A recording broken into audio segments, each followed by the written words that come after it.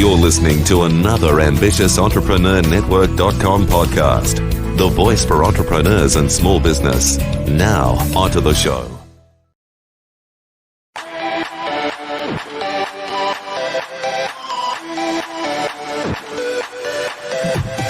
Welcome to Industry Thought Leader Podcast. Stand out, be heard, influence. Want to influence real change with your message while become known as an authority in your field? Industry Thought Leader Podcast will show you how. Now, over to your host, Anne-Marie Cross.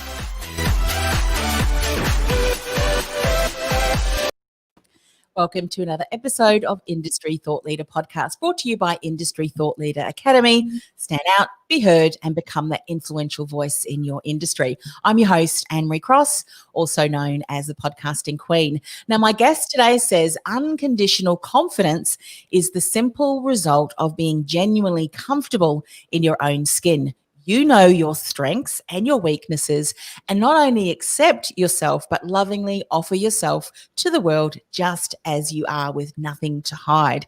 Joining me on today's show is Gayle Van Gils. Gayle, she is an award-winning author, a mindfulness teacher, and leadership mentor. She opens the minds and hearts of her clients and helps them find the courage and the resilience to deal with uncertainty and challenges of change, as well as to uncover the confidence to excel in life and in work. Now, on today's show, Gayle is going to share how we can break the loop of worry and reduce our stress. She's going to talk about the nature of fear and how we can use that knowledge to help ourselves and your team and our teams and your customers to deal with this, especially in this time of uncertainty and change, as well as how to access unconditional confidence so that you can feel grounded no matter what occurs. Welcome to the show, Gayle. Thank you, Anne-Marie. This is really awesome to be talking to you. I love it that you're in Australia too, and I'm in Florida. So it's just really a great world. We can connect. That's what I said. I've been doing a lot of virtual travel all over the world, but of course through StreamYard, which we're using today, and of course Zoom as well. But I love the topic that you're sharing today. So timely and so relevant. And also too, because I think no matter what's going on in life, there are always things that happen, circumstances, challenges, and how we respond and how we move through those is really going to determine whether we can move forward with less stress, less anxiety, and so forth. So just tell us, Gayle, how did you get into this field? Was it something that a topic that you always enjoyed sharing more on? What was your story? The snapshot version. The snapshot version. Well, basically, I've been interested in mind awareness and what it is to be human for all of my life. And I essentially discovered that the issues that are addressed when one practices meditation and becomes self-aware and therefore more comfortable with oneself and kinder to oneself are the very same techniques that allow us to be resilient, empathetic, and compassionate towards others. So it became a natural thing to want to share that with my business customers. Yeah. And was that something that you'd recognized and observed in yourself and in others too? Were there circumstances that kind of led you to understand this? And how did you come across some of those things, which obviously you're going to share today? Well, through my own practice, really. So this is my own experience of looking at my own mind and being, my own emotions and feelings. And then actually what happens is that I've lived a long time. I say I've lived long enough that these things that are like sort of ancient wisdom, the wisdom of spiritual traditions actually, about the nature of mind and who we are, became known in the world as like emotional intelligence, right? Mm-hmm. Something that you can talk about in business.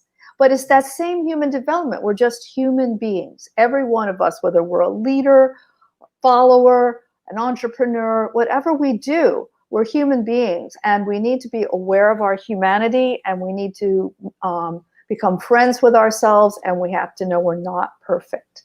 And trying to be perfect was basically one of the big things I had to get over in life. I think we all can relate to that one. Let's talk about how we can start to break the loop of worry and reduce our stress. What insights can you share with us here, Gayle? Well, a lot of this has to do with actually the neuroscience of how fear operates. So basically, fear and worry are there to protect us. And we all know about fight, flight, or freeze, what happens to our brain when it thinks there's something we need to put all our attention on, like in the past, a tiger attacking. So our prefrontal cortex would shut down. We're not going to have like a lot of analysis about what should I do. We think, let me get out of here. Now we have fear and we have flight and we have frozen emotions and frozen prefrontal cortex over a bad email or our boss yelling at us or the situation that we're in now of uncertainty and change. So when this starts to add up and really take over, it becomes a repetitive loop. Our hormones are going, we're full of anxiety, and we can't get out of this loop that closes us down only to look at what's wrong. So we start ruminating and fixating on the things we think are wrong that we need to run away from, as opposed to being able to relax, open up, and see what the solutions might be. So that's how we get caught. Does that make sense? It does. And often when that happens, it's instantaneous, isn't it? We don't even realize. Yeah, it's reactive. You mentioned that earlier, that we're not responding, we're reacting. That's correct. And so when someone then wants to break that, obviously there has to be some slowing down, doesn't there? There has to be some different thinking. So for people who've often they've realized, well, they've been reacting a lot, to get to that stage of that slowing down, evaluating, that can take time to do, can't it? That does take real intention. Right. But I mean, for long term, you can practice something like mindful meditation, breathing meditation on a regular basis.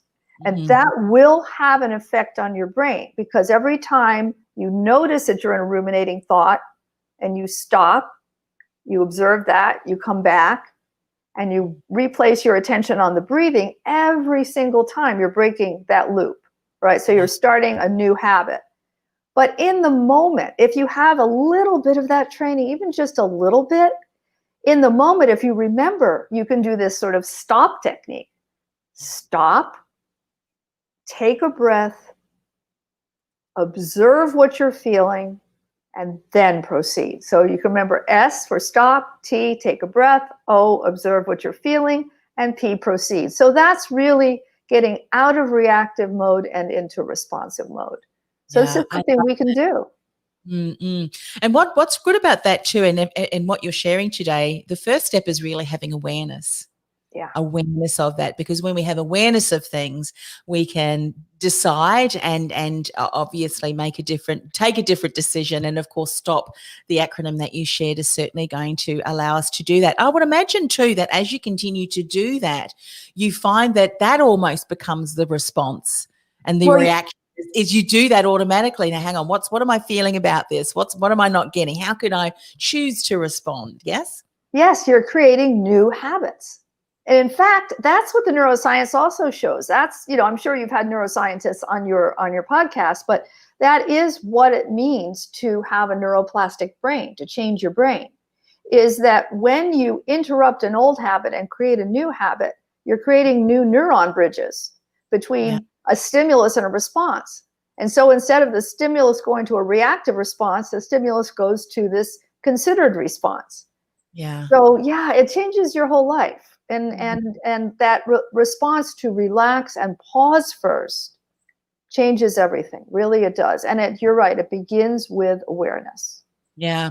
And something else that, and you might be able to share some insights in this as well, is don't give up when it doesn't happen after the first time, second time, third time, fourth time. I think the creation of new habits, the reforming of new habits can take, I think Caroline Meese, I think her name is, or if I remember, I hope that's correct. She was saying that even 63 days or something like that you could create a new habit. It takes that long to do that consistently. Well, it could take 63 days, but I've heard also 30 days is you're pretty good if you do something for 30 days. So if you want to start a habit of exercise, you get up and every single morning you go out and you take a walk. Yeah. It feels weird not to take a walk after 30 days, or even sooner maybe, but 30 days, I think is pretty good. So, I mean, 63 is even better. The more often you do it. It really is embedded. What I love about the breathing aspect of that and slowing down and mindfulness, you talk about mindfulness, I think because, previous to COVID, I mean, many of us have been thrust into the mindfulness because we haven't been able to go out anywhere. So that's one way of looking at kind of being in lockdown, of course. But there's real merit, as you said, there's real merit and opportunity to change things just by slowing down and taking a deep breath. Yeah. Well, it's absolutely almost magical because it gives you a new perspective, and then you can get curious. So that's sort of the next step is you had a story playing about what was going on. If you take that breath, you slow down, you become aware, you go, oh, is this true? Maybe this is just a story that this is a scary thing or a dangerous thing or that I need to shut down. Yeah. And it's this shutdown that's the problem.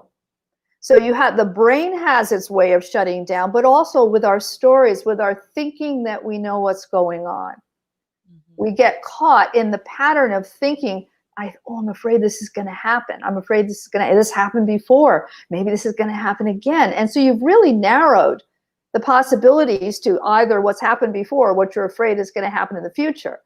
But when you can slow down and open up and be curious, gosh, anything can happen. Yeah. So it really changes it.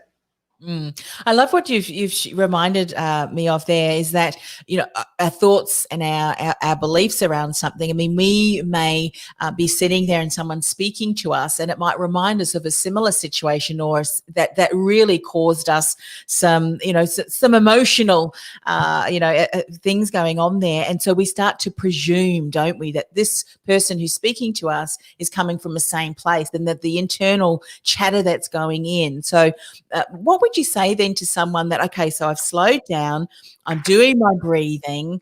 How can you also break and interrupt those patterns of, the inner critic, the inner chatter that is so often going in our heads, and we can end up creating anxiety just in ourselves, can't we?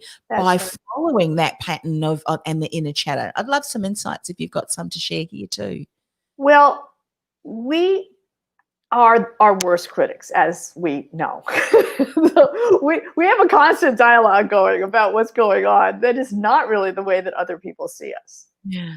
But again, it begins with this awareness. When you see how you're treating yourself, you can actually stop. If you can hear it, you can ask those same questions. Is it true? Mm-hmm. What am I afraid of? Allow yourself to feel. See, a lot of times we're saying these things to ourselves like, you're not good enough, you can't do that, whatever we're saying, but it's almost because we're afraid of trying something. We're afraid of failing. We're afraid of not being enough. So this fear, again, this restriction, it's always fear and restriction versus sort of courage and curiosity and opening up. What could be possible, I mean, it's just amazing if you can become aware that you yourself are limiting yourself. So if we create enough space to ask, is this true? We can move from completely believing in and identifying with those words that we're saying to ourselves to realizing that we're very similar to everyone else who has these thoughts and give ourselves a break and treat ourselves the way we would treat a friend and say, it's okay. It's not really that big a deal. Just relax. It's going to be okay. I mean, we can be kind to ourselves in that kind of way. So. Yeah. Great insight there, Gayle. Let's talk about the nature of fear and how we can use that knowledge to help ourselves and our team and customers to deal with this time of uncertainty and change. Well, it is something that is really exacerbated right now. So we have unforeseen challenges. We have additional insecurities about dealing with the unknown. And again, this is where if we acknowledge it, if we feel what we're feeling and we allow ourselves to let that move through us, and we allow ourselves to feel those feelings, that it's not wrong to feel those feelings. It's actually pretty smart. Things are a little bit out of control. Then you realize that part of the problem is you're trying to control the uncontrollable. And so when you realize that, you can relax even further and just take a look at, what do I have control over and what do I not have control over? And that can be a great help in this sense of sort of paralyzing fear. And additionally, in terms of dealing with our teams, we can allow our teams to be open and to share what they're feeling, and allow that fear and that insecurity to be normalized, and then say, so what can we do here? What's the opportunity? What can we do differently? What does this allow us to do differently that we couldn't do before? Maybe we can spend more time talking about things because we're not spending as much time traveling to get to each other. I mean, just take a look at the positive opportunities in this situation and see what we can create. And openness is what's important there. Yeah. And I think what you've just shared can really also be used not just to, eliminate fear or stop yourself from really creating that fear, but also even anger. If I think to what was going on here in Melbourne, there was a lot of anger over the fact that we had to be in lockdown, and people just could not believe, that we were in lockdown and that we had to do that. It was like, well, they're controlling us, which in effect they certainly were. But it was like, you can either get really angry and frustrated about it, or you can choose. And I just chose to go, well, I'm doing this because of these reasons and this reason. And you know what? In that, I'm going to do this. I'm going to do that. I'm going to use this opportunity. So, and really that is exactly what you're saying, isn't it? You can stop, be mindful of it, be curious. What opportunities are in there? All right, something may be different, but what do you have control over? And when you start to look at things that way, I think that really does stop, doesn't it? Any possibility of ongoing anger, frustration, fear, those sorts of things. Yes. Yeah, I think you're describing resilience. Okay. So you're describing this ability to look at a situation squarely and say, okay, so what am I going to do? This is the situation. How am I going to deal with it? It knocked me off my original plan, but okay, so now I have more time at home. I love podcasting. Maybe I'll add an extra podcast, right? And in my case, I think I need to get nighttime lighting. I'm noticing that I have beautiful daytime light, and I almost never talk at night. And because of our time difference, it's nighttime, and so this is an opportunity. I'm seeing, I'm talking at night, and I need nighttime lighting in my room. So instead of making things into a problem, you see them as an opportunity. And also in terms of anger is a good example. You have the opportunity to either be angry and identify with anger. I'm angry at them. Really objectifying this thing. Or with awareness, you can tune into, I'm feeling really angry. What's going on here? Why am I feeling so angry? Well, already by saying you're feeling angry, you know it's a thought and a feeling, and it's not you. So its permanence, its hold on you is already less. And that's a very important dimension, again, of awareness. All of this has to do with awareness. Without awareness, we are just on autopilot. We're just being reactive. And then our emotions have control over us, and situations have control over us. Yeah. And as you're saying, the fear, the fight and flight and freeze, that in some instance, fear is actually a good thing. Anger can be a good thing too, in that, hang on a minute, some of my core values has been challenged. How am I going to respond? How am I going to speak into this? It's how we do react and respond that is going to be the determining factor about how we use that. So I love the way that you've said that, because for me, it's like, look, I may be sitting there, but what I'm not allowing control over is how it allows me to make me feel. I'm not going to feel hopeless. In fact, I'm going to use that to bolster up so that when we are finally out, there's growth there. So again, it's always looking and being curious. I love the way that you've shared that. And I think also too, when we start to do that, do you find that just doing that and having done that and observed that and lived that out, that you start to impact those around you? because they start to see you. Like obviously we've got a team. Being a leader of a team, seeing us do that and respond this way can actually encourage and empower others as well. Well, it's extremely important because people look. Well, if you are a leader, people are looking up to you, and it's how you behave, not what you say, is really what makes the difference.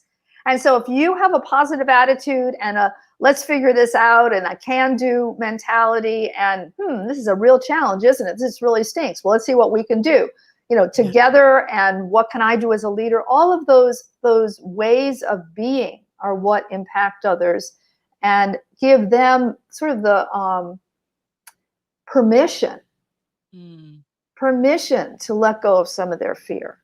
Yeah. Because our society is not particularly encouraging this way of thinking. Podcasts like this, certain thought leaders who are talking about, hey, this is either your moment to grow and thrive when everybody else is freaking out, or you could freak out. You have a choice. We always have a choice. Yeah. And you talk about resilience in that, and even tenacity and perseverance to create that, to be able to build that. If we look at, resilience and tenacity over being a muscle, if we use that analogy, how we build muscle, we're there lifting weights. We're actually tearing muscle, aren't we, when we're building weights, and it's in the knitting together that the muscle strengthens. So to become resilient, to have tenacity and perseverance, guess what? It doesn't just come to you like that. You have to experience circumstances. And that's right. If you think about some of the greatest inventions and innovations have come from the deepest and darkest of challenges, and people have had to think their way out of something. Well, okay, here's a wall. How can we dig under it? Go through it? Can we blow this wall up? As an analogy, over the top. What right. Different ones? I think as leaders of business, if we don't create a culture that invites ideas and that kind of process, and that they don't get stuck in fear, anger and so forth, then we will continue to be stuck. So I absolutely agree with that. Let's talk about something else that I know that you'd love to share some insights, and this is unconditional confidence. How can we access that so that no matter what happens, today it's this situation, I'm sure in a few months, a few years, there'll be other situations that we need to deal with as well, but how we can unconditionally feel confident and feel grounded. Okay, so this gets a little deeper. So this is like how you look at yourself as a human being. So we have a personal self, and personal self is like our personality, who we are, how we act in the world. We have certain strengths, we have certain weaknesses, and often our sense of confidence comes from being good at something, being experienced or educated in something. What happens there is fine. Those are your strengths. But if all of your confidence comes from conditional things, where you might be the smartest person in the room and then somebody else comes into the company and then you feel jealous or you feel off your seat because now this person has a higher education and they're younger and they're more up on the latest skills or whatever, everything can go out of balance, or the world can change like it's changing now. And so that which made you feel secure and confident can be pulled out. Then you have underneath your personality, underneath the ways that you act, think, and be, you have your sort of fundamental self, and I call it your vast self. And that's the you, the basic humanity that you almost share with all human beings. It's who we are fundamentally. And we know that's who we are. That's what we're always trying to get back to.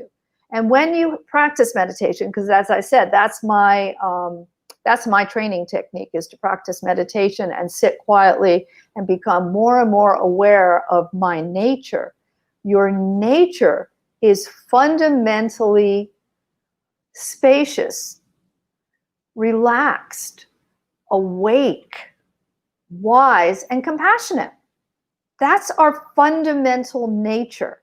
And that's where you find the ultimate confidence, is if you can rest in that place where you're not always comparing, am I the best? Am I the most? Have I done this perfectly? But that's where you just are you and you're comfortable with being you. And so it's a place you have to experience, but it's totally accessible. I'm not And hearing also, too, I put myself on mute there because I Okay. thought. So, also, as you're sharing that, I'd imagine that what you shared earlier around taking a step back, being curious, what's going on here, it opens up also possibility to be more mindful around collaborating, recognizing that everyone brings different gifts, strengths, talents to the table as well. Because I think comparison is certainly, it's like, the grass is always greener on the other side of things. Oh, if only I did that certification. Oh, if only I had this. And then we realize, you know what, when we do that, we minimize who we are, where we've been, the conversations that we can contribute to and what we can offer. And do you find that as people start to do that, it's almost like that saying you get really comfortable in your own skin. It doesn't matter what's going around because you just know, you have this knowing, don't you? Yes. And when, this is what I work with a lot with my clients, is helping them to see their own brilliance, and that when they start getting excited about, oh, I want to share this, I want to do this with the world, like that's it. They already completely have it. They're fully confident when they're expressing that. And it's only when they start to compare themselves, oh, am I really ready to do it? Oh, I don't know enough. I don't have that degree yet. I don't have that certification yet. That's when they stop themselves. So if they can just sit with the wisdom and joy of sharing what they have, and they can just get into action, and they can open themselves and be vulnerable and say, like, I'm not perfect and I never will be perfect. And that's cool, because that means I'm like you, because the person you're talking to isn't perfect. And then you can really have a dialogue. And like you said, you can have a collaboration on a team. You can say, hey, I don't know the tech part of this thing. I really want to accomplish this, but I'm really having a hard time with this aspect of it. Can you help me?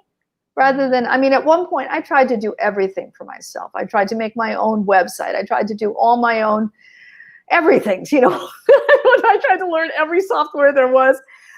And I was sort of mediocre at most of it because it wasn't really what I was interested in. And then when I finally said, no, this is what I really want to do. I want to talk to people. I want to share with people. I want to be one-on-one. I want to go out and train. I want to do these things. Then the other people showed up in my life to fill in the gaps. So it's kind of magical that way. Yeah, it is. And I love that that's kind of gone full circle back to what we've titled the show, breaking the loop of worry and reducing stress. Because what you've talked about in this last point about looking at what other people are doing, maybe now recognizing that because of certain circumstances, we have had to shift our thinking.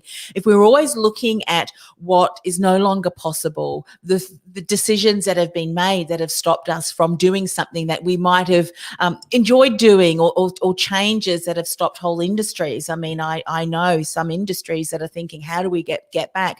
If we look at that and constantly look at what's no longer possible and so forth, it stops us, doesn't it, in getting curious and saying, well, what do I have control over? How am I going to move forward? And allow you to give attention and energy and focus to moving forward in a way that can open up possibilities. Often you hear these stories where people have come out of, like the phoenix rising. They talk about the phoenix, which is kind of the bird, I think, an analogy, the metaphor of a bird that rises up from the ashes. In that, some of the darkest valleys that people have gone through, they've reinvented. And they are now in a place where they say, man, I'm so glad I'm here. And that event that happened actually was what catapulted me to where I am. Well, that's true. Disruptive events are often the catalyst for us to do something. Yeah. I was trying to do a project with somebody for quite a long time. And I was trying to do this project with the other person because I was feeling insecure. And I thought they were so much better than me that I wanted to align with them. And then that person really disappointed me and pulled the rug out from under me. And that was the greatest gift I was given. Because then I went, you know what? You just have to do it yourself. And that's when I wrote my book. That's when I became really, really comfortable being me. Mm-hmm. So, this disruptive situation of things stopping, things not being the same. It's an opportunity to learn what's really important. What do I have to give in this situation? And I think it's a fantastic chance for people who are entrepreneurial or who have small businesses. We can pivot more easily than a huge corporation.